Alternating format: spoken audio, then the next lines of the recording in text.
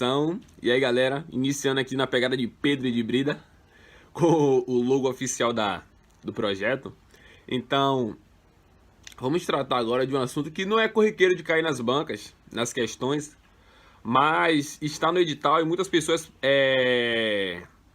não leem, a pessoa deixa para depois, ou então lê de qualquer jeito. Então, não podemos desprezar nenhum assunto, nenhuma matéria, porque concurso público não é quem sabe mais, é quem erra menos.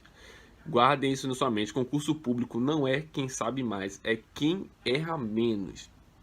Vamos tratar agora de um assunto que poderá cair, e muito, creio eu, por causa das questões conflituosas que está ocorrendo no Brasil hoje. O artigo 3 pré-seleciona aqui: são poderes harmônicos e independentes entre si, eles têm que trabalhar em harmonia. Os três poderes, executivo, legislativo e judiciário. Só que na prática não está ocorrendo isso. Então o artigo 44 trata do Congresso Nacional. Vamos iniciar tratando do poder legislativo no capítulo 1, título 4, que fala da organização dos poderes. O artigo 44 inicia aqui: Congresso Nacional é dividido entre Senado Federal e Câmara dos Deputados.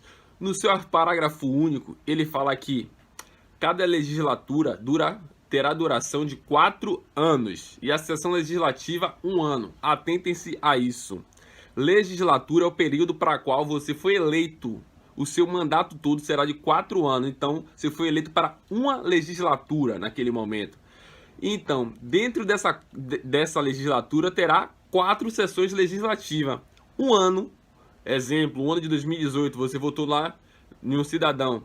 Ele, naquele ano, feito todo o seu compromisso, ele cumpriu 1 ano de suas 4 legislaturas. Faltam 3. O próximo, 2 anos. E por aí vai. O artigo 45 fala que a Câmara dos Deputados compõe-se de representantes do povo. Lembre-se, representantes do povo eleitos pelo sistema proporcional em cada estado e território. Por que vocês têm que se atentar a isso? Representantes do povo eleitos pelo sistema proporcional. Guardem isso, que lá na frente a gente vai ver melhor o porquê tem que ter essa diferenciação e o aluno tem que se ligar.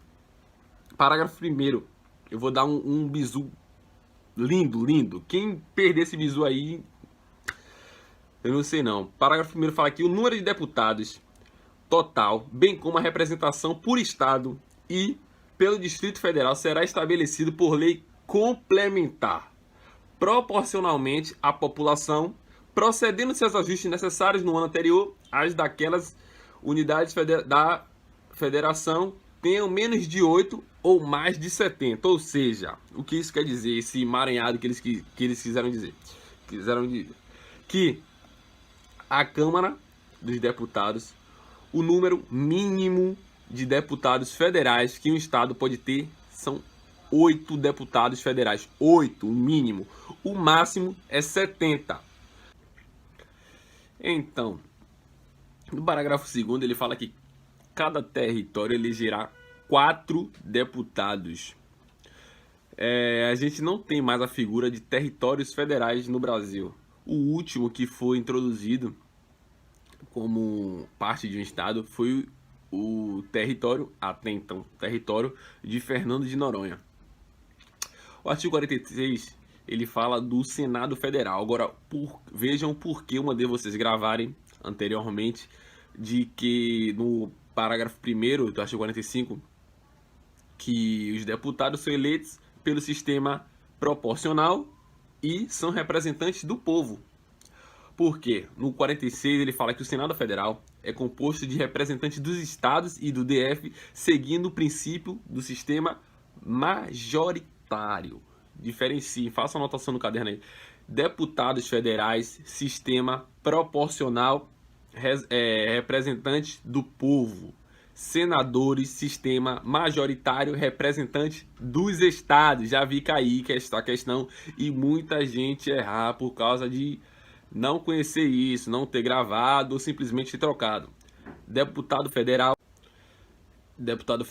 sistema proporcional, representante do povo. Senador, sistema majoritário, representante do Estado. Lembre-se sempre que é senador, deputado. Senador majoritário, deputado proporcional. Pronto, sem guerra. O parágrafo 1º do artigo 46 fala que cada Estado e o Distrito Federal elegerão 3 senadores para mandato de 8 anos. Aí o parágrafo 2º fala que a representação de cada Estado e do Distrito Federal será renovada de 4 em 4 anos, alternada por 1 e 2/3. Ou seja, senador é eleito, cada um com 2 suplentes, 3 senadores por Estado, 81 senadores no Brasil, como afirma o parágrafo 3º. Fala que cada senador será eleito com 2 suplentes. O mandato de 8 anos é pela representação 2 por 1, porque é justamente seus 2 suplentes e ele. Os senadores são aprovados por maioria absoluta. O que é isso? 50% mais 1. Ou seja, a metade total mais 1 dos votos. O quórum mínimo é também 50% mais 1. O quórum é aquela situação da qual precisa de um número mínimo de pessoas para aprovar determinado PL, com exemplo. Veremos mais à frente as formas que são feitas as leis e pessoas que podem fazer leis. Mas em um bloco específico vamos tratar disso. O artigo 47 trata aqui: salvo disposição constitucional em contrário, as deliberações de cada casa e suas comissões terão tomadas por maioria dos votos presentes a maioria absoluta de seu membro. Foi o que eu falei anteriormente. A maioria absoluta é 50% mais 1. E a maioria simples, ou melhor, a quantidade simples ou relativa é 25% mais 1. Exceções para se aprovar algo no Congresso é que não pode ser por maioria simples ou relativa, mas sim para o Congresso aprovar uma lei complementar, ela tem que ser aprovada por maioria absoluta dos votos. O Congresso aprovar o estado de defesa e autorizar o estado de sítio tem que ser por maioria absoluta dos votos. Se não aprovar a nomeação de ministro, tem que ser também por maioria absoluta dos votos. Para a Câmara dos Deputados autorizar processo contra presidente, vice e ministro de Estado, tem que ser por maioria de 2/3 dos deputados federais. O caso de impeachment, pronto, foi crime de responsabilidade. A Câmara aprovou por 2/3 e aí mandou para o Senado. O Senado, para processar e julgar, ele teve que também ter a maioria absoluta de 2/3. Para o projeto de lei que foi rejeitado no Congresso ser novamente posto na sessão legislativa, a sessão legislativa, lembramos que é aquela sessão que ocorre em um ano, em qual os deputados e senadores fazem o seu trabalho. Ela tem que ser proposta por maioria absoluta da Câmara ou do Senado. Exemplo, vamos dar um exemplo agora clássico. O presidente Bolsonaro propôs um projeto de lei que facilitaria o porte de armas para CACs, proprietários rurais, trabalhadores que têm profissões em locais perigosos, etc. Beleza. A Câmara fez o quê? Rejeitou. Ele transformou em medida provisória e decretou. Se ele quisesse que aquele projeto de lei novamente fosse proposto para ser votado, a maioria da Câmara teria que votar para a reintegração daquele projeto para ser novamente votado, para, se porventura fosse aprovado, ir para o Congresso, para o Senado.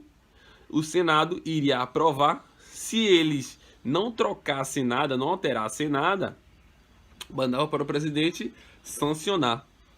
Mas se o Senado, vou dar outro exemplo, pacote anticrime, o governo fez, mandou para a Câmara. A Câmara aprovou, mandou para o Senado pegou, viu que tinha coisas que eles não acharam válidos, vetaram. Como eles vetaram e o projeto foi modificado, volta para a Câmara.